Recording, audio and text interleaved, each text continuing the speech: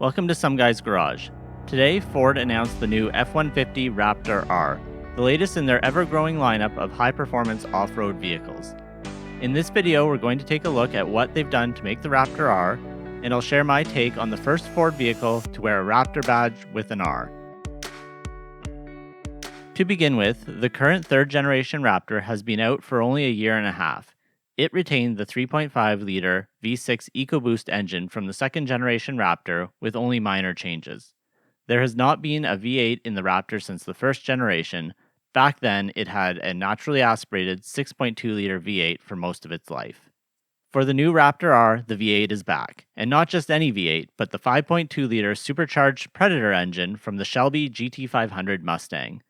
It has been slightly reworked with only, and I put that in quotes, 700 horsepower versus 760 horsepower in the GT500, but has more torque with 640 foot-pounds versus 625 foot-pounds in the GT500.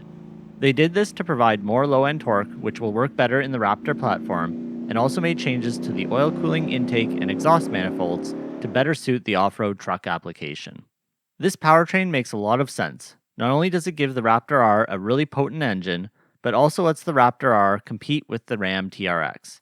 We all know the only reason Ford is building the Raptor R is to compete with the Hellcat engine TRX. And compete they did. Although the Ford is quite literally 2 horsepower short of the Dodge, the Raptor R is around 350 pounds lighter. This better power-to-weight ratio should mean that the Raptor R is actually faster than the TRX. There are a few other drivetrain changes as well. Though the Raptor R retains the 10-speed transmission, there are changes to support the additional torque with an upgraded torque converter and a new calibration. Additionally, it gets a strengthened front axle and larger diameter aluminum driveshaft to help cope with the power.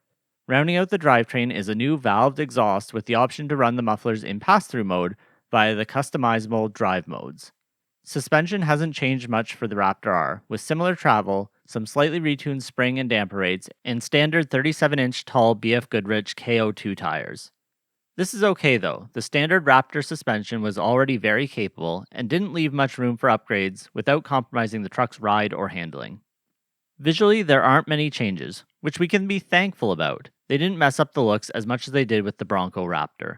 The painted black fender flares in this case don't look awkward like they did on the Bronco, and other than the slightly taller power dome on the hood, the rest of the visual changes are just in the badging. The Raptor R badge is cool too. Rather than just tacking on an extra R to the end, they have changed one of the R's in Raptor to a different color.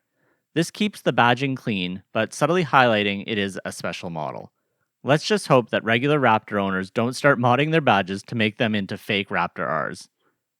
There is a graphics package for the rear fenders that I think is pretty ugly. I guess some people might like that, but the truck definitely looks better without it.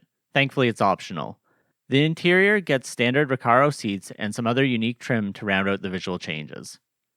Orders for the new Raptor R open today as well. Looks like Ford has listened and are not announcing this too early like they have with previous Raptor models. Production is supposed to start in the fall, so deliveries should happen towards the end of the year or early next year. The only downside is pricing. These start at just under $110,000, which is nearly $30,000 more than the currently fully equipped Raptor with all the good options ticked, including those 37-inch tall tires. Not cheap, but also when you consider it's a super truck with 700 horsepower, not that bad either. Availability will still be challenging though. As I have mentioned in my previous Raptor videos, between the chip shortages and high demand, it has been difficult to get special models of any vehicle. That said, the car market is generally starting to cool down now, so that might mean shorter waits for those still looking to buy a new Raptor R. So that's my take on the new Raptor R. Let me know what you think in the comments below.